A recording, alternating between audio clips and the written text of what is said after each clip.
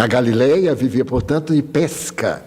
Segundo um grande historiador, havia mais de 2.000 barcas de pesca no tempo de Jesus. Tudo era a praia. Daí ficaram célebres Cafarnaum, Magdala, Tiberíades, todas aquelas cidades à margem que fazem lembrar Copacabana, aquela parte curva de Copacabana. Quando acendem as lâmpadas, o colar de pérolas, pois ali também ficava o colar das chaminés e das pequenas fogueiras, que eram feitas em candeeiros com óleo.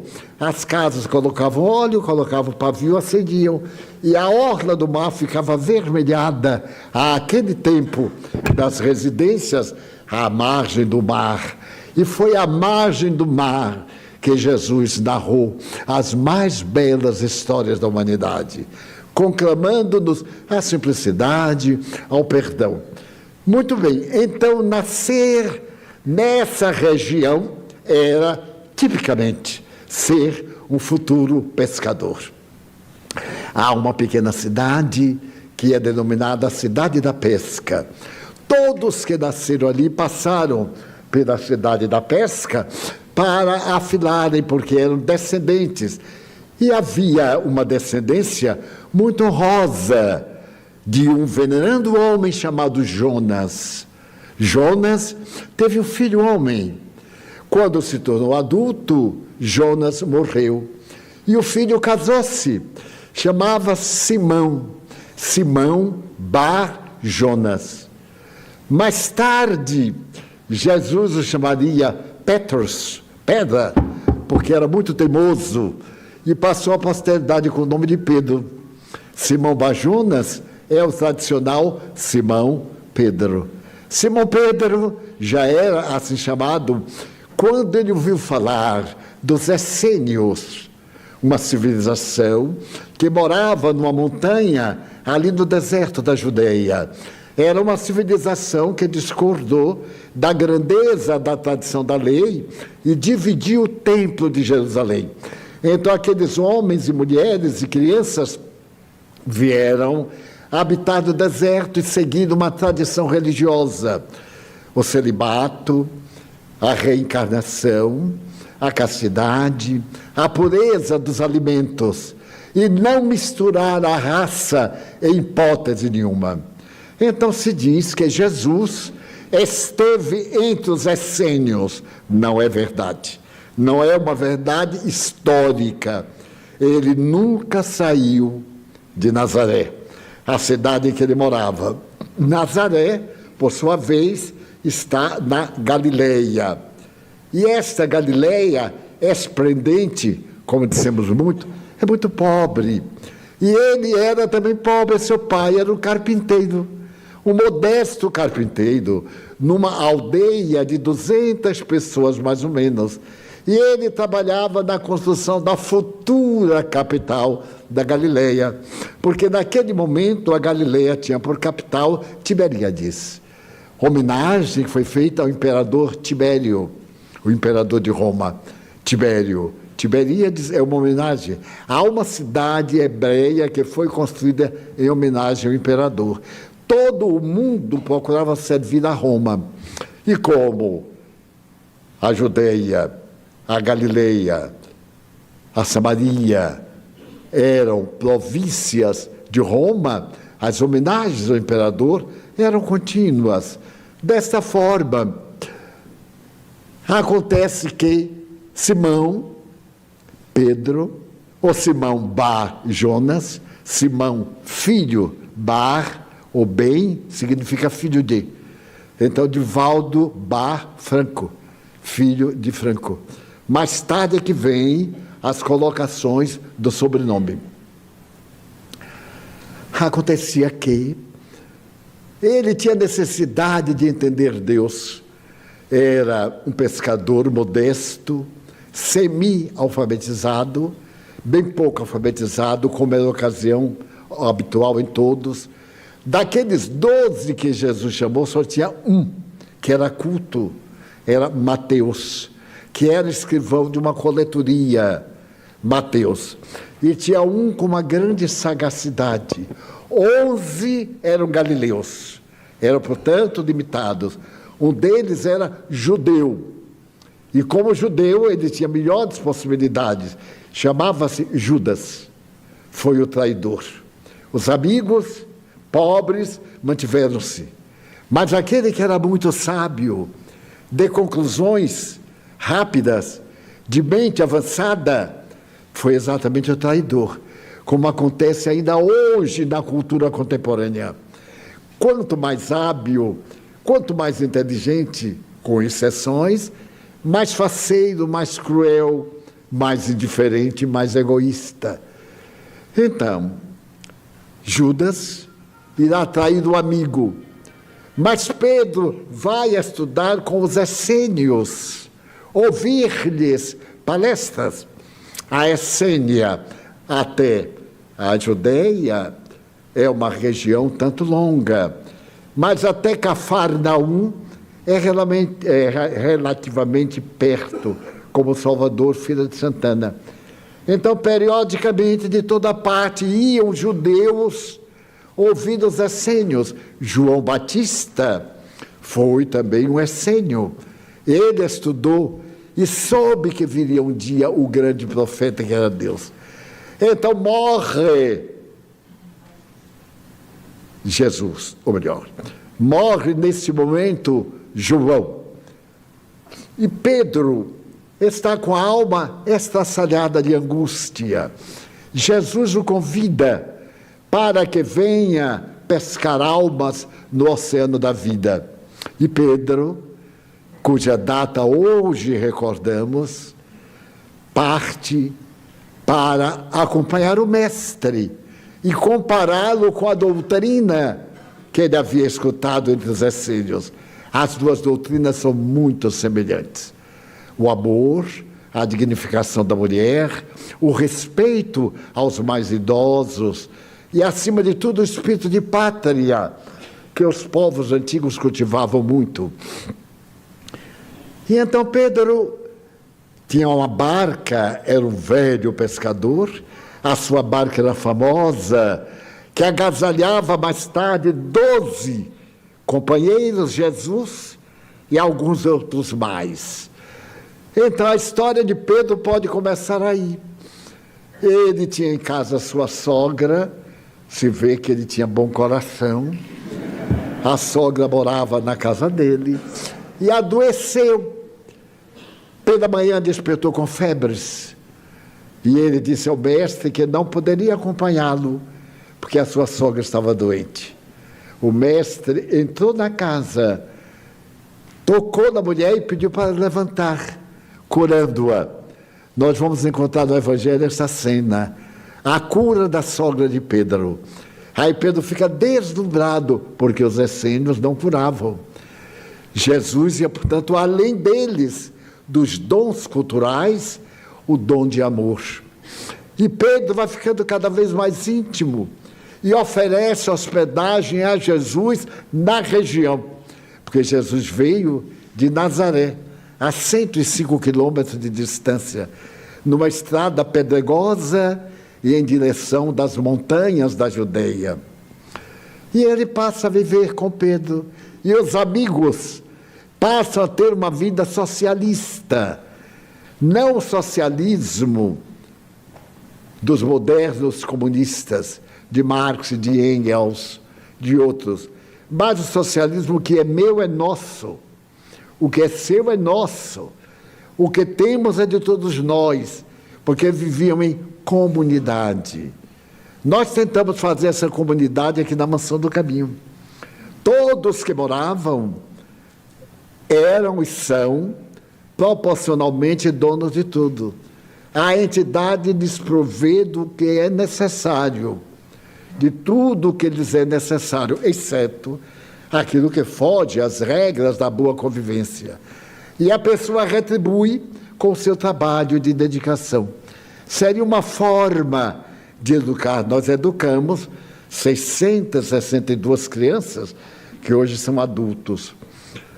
Então, esse tipo de colégio havia elegido Judas por ser o mais hábil para controlar as finanças, porque eram 13 bocas para se alimentar, especialmente no inverno, quando ficavam juntos, porque não podiam viajar, pelos rigores das tempestades, inclusive de neve, na região. E Pedro ficou muito amigo de Jesus. Jesus, apesar de mais novo, tinha 28 anos para 29. Pedro deveria ter 45 para 50.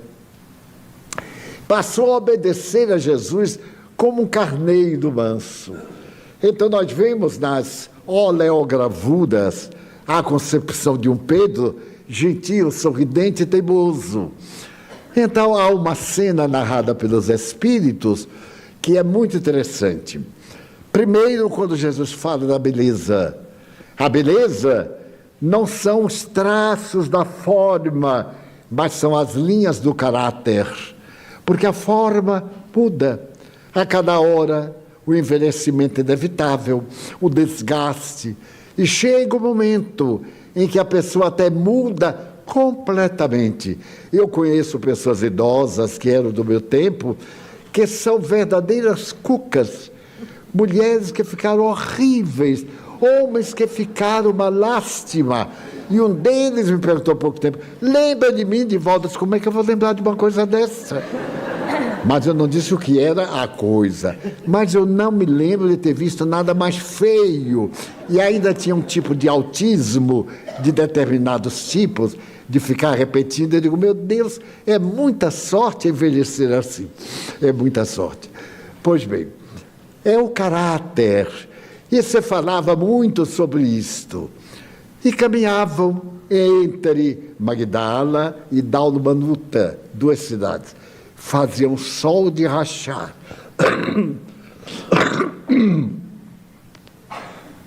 Então, no meio do caminho tinha um cachorro morto que exalava odores pútridos. E os discípulos logo tomaram uma atitude de escárnio, fecharam as narinas, olharam com desdém. Jesus, então, vendo aquela cena, se aproximou do cachorro, olhou bem e disse: vinde cá, estais registrando o odor pútrido do cão. Olhai os dentes dele. Não me lembro de haver visto dentes tão perfeitos. É equivalente a dizer, em qualquer beleza há feiura, e em qualquer feiura há beleza. Há toques de beleza, há manifestações que às vezes não são físicas, mas são uma aura. Já tem visto, ou todos nós temos visto, moças lindas casadas com rapazes horríveis e vice-versa. E ela diz assim, como é que pode? É uma aura que a pessoa tem, é algo que atrai. Perguntaram a Miss porque ela estava casada com aquela criatura horrorosa. Isso foi do tempo que eu acompanhava o noticiário das misses. Agora são missas, não são mais misses, mas são veteranas, até de 40 graus de cirurgia, estão dos concursos. E então, ela disse assim, eu não sei porque que adoro o meu marido, ele é mais velho do que eu, 20 anos, é feio, mas eu adoro ele tem algo que eu não sei o que é. É esse toque de beleza que nós temos. Coitada, não tem da beleza física, uma irradiação qualquer, é realmente feio, mas é uma gracinha. Não pense que esse gracinha é coisa boa, não. É coisa horrorosa. Pois bem, então, nós vamos ver a maneira como Jesus lecionava. Ele falando desta beleza dos cães, ele estava mostrando como nós deveríamos ter um olhar de compaixão para todas as coisas. Cada um é o que pode e não o que gostaria de ser. Mas uma que os Espíritos contaram é que numa reunião, numa estalagem, Pedro estava conversando e todo mundo falava mal do imperador. E Pedro então falou ainda pior, Como agora no tempo todo mundo fala mal de todo mundo, né? A gente que não sabe nada também fala, se mete, opina e dá a impressão que a gente é muito íntimo. E Jesus ficou ouvindo Simão falar horrores do imperador. Quando houve o silêncio, Jesus perguntou assim: Pedro, tu já estiveste em Roma? Não, mestre. Tu já estiveste na casa imperial? Não. Tu conheces o imperador Tibério? Não, senhor. Mas tu falaste tão mal dele que eu pensei que tu eras o confidente dele. Se Jesus viesse passar uma temporada conosco, hein? E ele, claro, que ia dizer outras coisas, tenham compaixão. Ele também vai morrer. E o mal que está fazendo, ele vai pagar, porque ninguém fica livre. Notaram a nossa receita para quem é mau. Pois bem, então é interessante notar como Pedro era, ele então ficou envergonhado. É claro, porque o mestre sempre reprovava. Mas então ele estava no lugar e a multidão cercou. E havia uma mulher da Cananeia, uma região do norte da Galileia, que sofria de um fluxo sanguíneo que não parava. E para os judeus, esse fluxo sanguíneo é algo indecente. Daí eles têm toda uma doutrina a respeito do fluxo mensal feminino. E então essa mulher vivia envergonhada, porque ela estava sempre com o fluxo sanguíneo. E a multidão era enorme. E essa mulher da região cananeia havia falado que Jesus curava. Então ela fez uma viagem a sós da sua região, num outro país fronteiriço, e veio até a região em que ele se encontrava, que hoje pertence à Palestina. Ela chegou e não podia alcançar o mestre, mas ela foi empurrando como que não quer nada, um empurrãozinho para cá, dava um passe, e quando estava junto quase ao mestre, alguém passou e tomou-lhe a frente. Ela não teve outra alternativa senão pegar num dos vestidos dele. A roupagem feminina era larga, era o vestido sobre a calça masculina. Então ela pega, não diz nada. Jesus se volta para Pedro, que estava ao seu lado, e pergunta. Notem a pergunta e o desvario da resposta. Simão, alguém me tocou. Mas como é que eu vou saber que alguém te tocou? Ele era bem igual a gente, né? Reagia logo. Essa multidão horrorosa, empurra para lá, empurra para cá, e tu vens me dizer que alguém te tocou? Ele te tocou, Pedro. Como tu sabes que te tocou? Aí a mulher que toda lá, fui eu. Eu toquei e o meu fluxo parou. Apenas com o toque na indumentária, mostrando a aura curativa deste homem. Nós encontramos isso muitas vezes em nossa vida. Recebemos uma visita e é tão agradável a visita que dizemos, faz-me um grande bem quando fulano me vem visitar. E no sentido oposto, quando diz assim, fulano está aí, diga que eu não estou. Porque me arrasa, me dá dor de cabeça, me dá dor de estômago, só fala da vida alheia, porque há pessoas que não sabem conversar, só sabem acusar. Eu conheço muita gente, e se nós dissermos assim, as lâmpadas são fortes para quem está olhando, porque termina afetando o nervo óptico. Aí alguém dá logo uma teoria, o que você queria? Queria mais fraca? Elas, aliás, não são nem tão fortes, sempre está contra. Eu, às vezes, falo de propósito para ver a pessoa reagir. É uma doença, é um estado interior de instabilidade emocional. A pessoa não está de bem consigo, então ela arrasa tudo o que encontra. Tudo o que encontra está errado, porque assim ela fica melhor, perante o seu próprio inconsciente.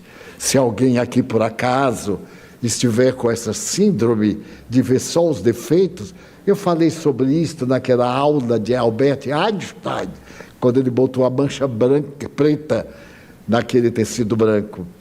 Então, nós vermos o lado bom, mesmo das coisas ruins. É muito difícil a gente ver uma coisa boa no antipático, não é? Porque o antipático, para nós, tudo que ele faz é antipático. Ele anda de uma forma antipática, ele é grosseiro, ele é isso, ele é aquilo. Ué, mas é gente.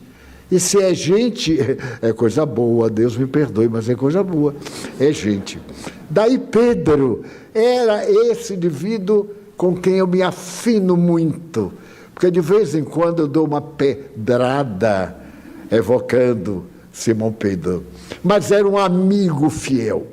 Toda vez que Jesus tinha um milagre, um fenômeno extrafísico, chamava Pedro para testemunhar.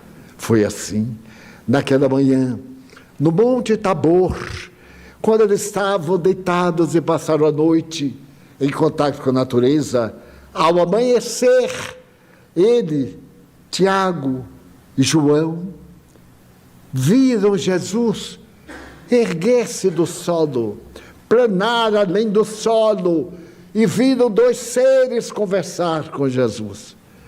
E identificaram como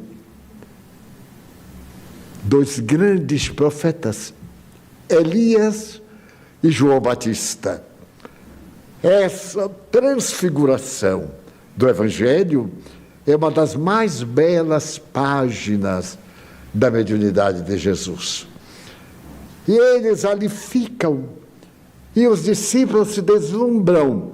E Pedro volta-se para Jesus, quando ele desce: Senhor, faze aqui 4 cabanas, para que fiquemos longe da multidão e possamos entrar na luz divina.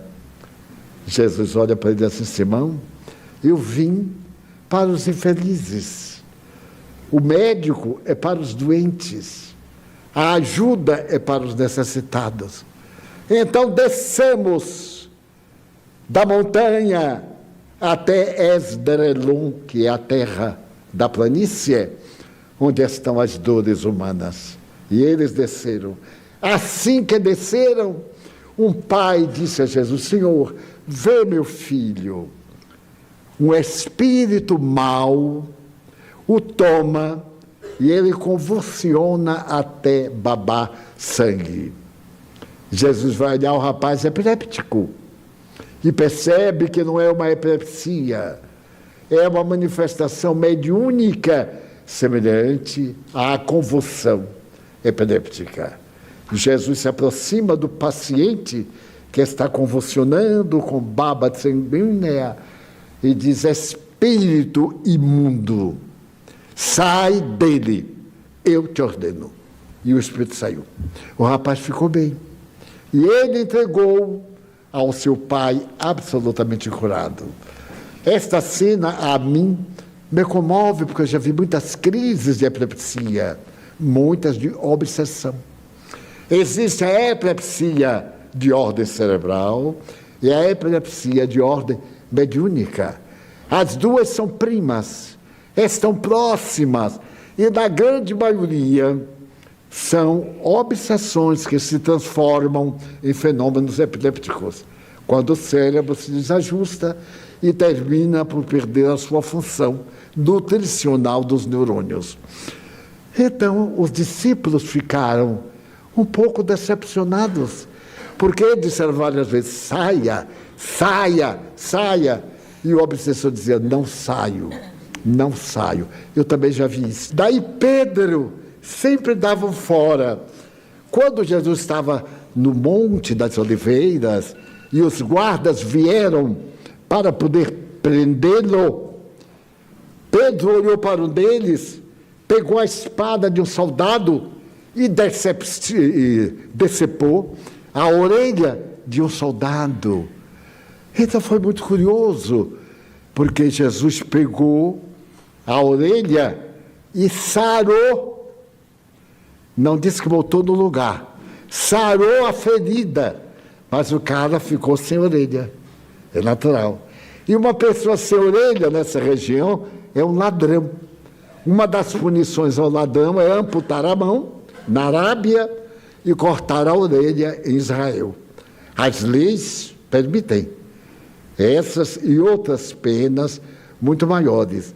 E então Jesus pegou a orelha, e a gente não sabe o que ele fez, e disse: Simão, aquele que fere com a espada, pela espada perece, mostrando que não podemos fazer o mal. E há uma lenda que na hora da morte, em Roma, nos pântanos vaticanos, onde hoje é o castelo, o grande castelo, no imenso pântano da frente da igreja de São Pedro, Pedro estava diante de uma multidão e ia ser crucificado. E aquele homem que ficou injuriado passou a usar um boné que caía do lado, cobrindo a falta da orelha, e passou a odiar Pedro com todas as forças. Agora ele estava diante do seu algoz e tirou aquele artifício, diz: lembra-te do Calvário. Pedro lembrou-se. E conta a lenda ou a história que Pedro, arrependido, ajoelhou-se diante dele e lhe pediu perdão. Os romanos interpretaram de outra forma e disseram: este homem é bem maior do que ele, porque ele está se ajoelhando a seus pés, é porque ele é bem maior. Então, vamos crucificá-lo de cabeça para baixo. E crucificaram Pedro, que também anuiu, de cabeça para baixo. Era a figura que estava com a orelha decepada. E contam algumas tradições brasileiras que determinado confrade nosso era aquele indivíduo, porque ele tinha um tipo autista de mexer toda hora com a orelha. E então só pode ter sido o que teve a orelha decepada por Simão Pedro. Eu não pego na orelha quase nunca, agora foi uma exceção. Tenho certeza que não fui eu. Daí a vida de Pedro é esta, mas ele teve a coragem de dizer: não mereço morrer como meu mestre. Ponham-me de cabeça para baixo. E foi crucificado ao revés. E passou a história como o mais perfeito discípulo de Jesus. A atividade humana coroou de santidade, que ele bem merece. E quando mais tarde Constantino uniu a igreja ao Estado, fez de Simão Pedro o primeiro Papa, como se ele tivesse autoridade para ser o representante de Jesus na terra. O Papa é a figura de Jesus em carne e osso na terra, o que é uma barbaridade, porque jamais temos condições de imitar Jesus nesse sentido de amor. Quando lemos Francisco, ele tinha uma tal sede de imitar Jesus, que um dia ele pediu a Santa Clara que ele desse um conselho. O que é que ela via nele que era reprochável? E ela lhe disse: meu pai, o seu zelo para imitar o mestre é tão grande que se tornou uma obsessão. Cada um tem o seu caminho a seguir. E o meu pai já atingiu o ápice. Não necessita imitar Jesus. É um símile de nosso Senhor Jesus Cristo. E ele passa a história como o maior imitador de Cristo. A figura doce e suave de Francisco. Ó Senhor, faze de mim instrumento da tua paz. E Pedro: meu pai, perdoa-me. Se alguma mágoa carrego no coração, limpa-a com o sangue do meu testemunho. Daí a história de Pedro, à luz do Espiritismo, é a mesma que a Igreja Romana mantém a respeito da sua individualidade.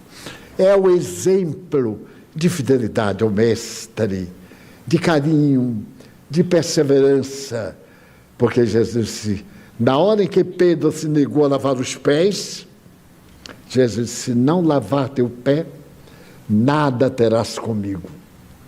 E Pedro disse: então lava-me, mas não apenas o pé, o corpo todo. E ele deu o corpo todo, naquele momento da crucificação, para ter a sua ligação com Jesus. Vamos pensar nesse homem de caráter frágil, poderoso, que titubeava, mas que deu a vida. E peçamos aos céus que nos permitam vida e vida em abundância. Vamos pedir aos médiuns para que nos apliquem as suas energias. Senhor da vida e da morte, tem piedade de nós. Desejamos pedir-te em favor dos nossos irmãos passistas, para que eles possam enriquecer-nos de fluidos, ajudar-nos a transmitir energias balsâmicas e tornar-nos saudáveis, gentis e amorosos, como recomenda o Evangelho. Mas também nós te pedimos por nós próprios, pelas nossas necessidades. Nós te pedimos pela tua misericórdia para conosco, para a nossa família, nossos dissidentes, aqueles que nos odeiam e também daqueles de quem não gostamos. Pedimos-te pelos que têm doenças terríveis e incuráveis, por Marta,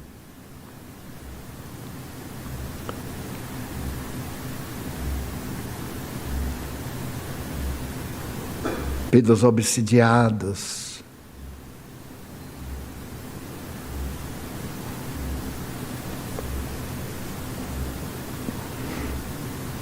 pelos espíritos que se comprazem no mal,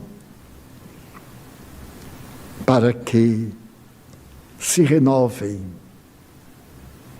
Também te pedimos em favor dos suicidas, essas almas frágeis que não suportaram o sofrimento e tombaram no abismo. Nós te pedimos pela nossa casa, para que as vibrações do bem enriqueçam nossos espaços a fim de beneficiar-nos. Também nós te pedimos em favor de nossa água, que te expomos como verdadeira bênção. Repete o fenômeno de Caná, transformando o nosso líquido em medicamento, capaz de nos ajudar.